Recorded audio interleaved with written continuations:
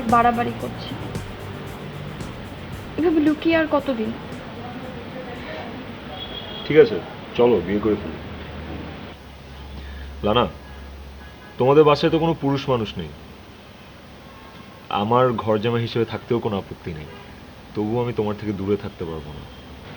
আম্মু তোমাকে মেনে নিবে না, আমাকে বিদেশে পাঠিয়ে দিবে। তোমার পড়াশোনা শেষ হয়নি, জবও করো না। প্রেম করার আগে মনে ছিল না যে আমি এখনো পড়াশোনা করছি, আমার কোনো জব নেই? এভাবে রিয়েক্ট করছো কেন? এটা রেস্টুরেন্ট। কতদিন তোমার থেকে এভাবে দূরে থাকতে হবে? আমি জানি না। তোমার উচিত এখন আমাকে না পটিয়ে আম্মুকে পটানো। তুমি যে কি বলো না লানা।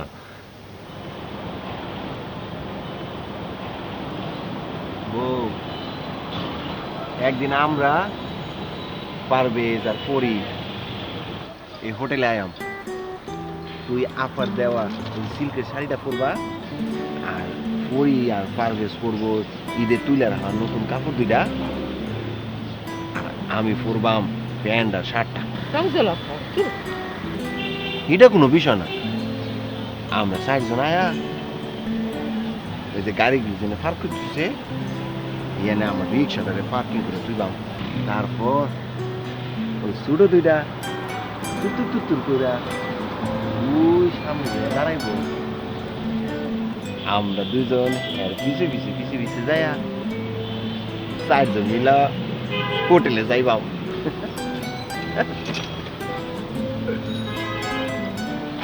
না, যাইতাম। শোনো না, আম্মুর একটা ফেসবুক অ্যাকাউন্ট আছে, তুমি আম্মুকে একটা রিকোয়েস্ট পাঠাও। যদি আম্মু অ্যাকসেপ্ট করে তুমি সুন্দর সুন্দর স্ট্যাটাস দাও, আর যদি অ্যাকসেপ্ট না করে তাহলে তুমি একটার পর একটা মেসেজ দিতে থাকো। আমি শিওর আম্মু রেসপন্স করবে। না না, তাহলে যদি উনি ভাবে আমি ওনার প্রেমে পড়ে যাচ্ছি? ধ্যাৎ, শুধু বাজে কথা। বাজে কথা না, আমি আশঙ্কার কথা বলছি। আর কার মনে কি আছে তুমি কিভাবে বলবা? জিয়াদ, বাজে কথা বলবে না। বাদ দাও, প্রেমই করা লাগবে না। ভেবেছিলাম বাবা বিদেশে থাকে, মা সারাদিন সারা রাত পার্টি করে, তোমার সাথে প্রেমটা ঠিকঠাক মতো হবে, কিন্তু সেই তোমাতেই তো সমস্যা। রিয়াদ, তুমি এভাবে কথা বলতে পারো আমি ভাবতেও পারিনি। শেষ, আজকে থেকে সব শেষ।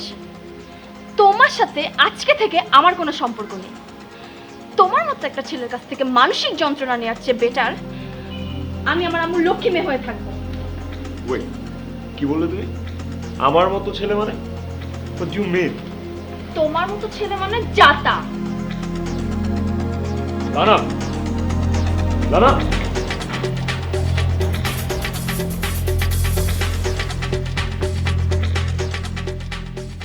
দরহার নাই আমাকে নিকা ওই মুড়ের উড়েলি বালা দরহার কি এনে ওনের মুড়ের উড়েলে যায়াম হাজ্জা গুজ্জা আর বাদে বিরিয়ানি খায়াম রান্না খালা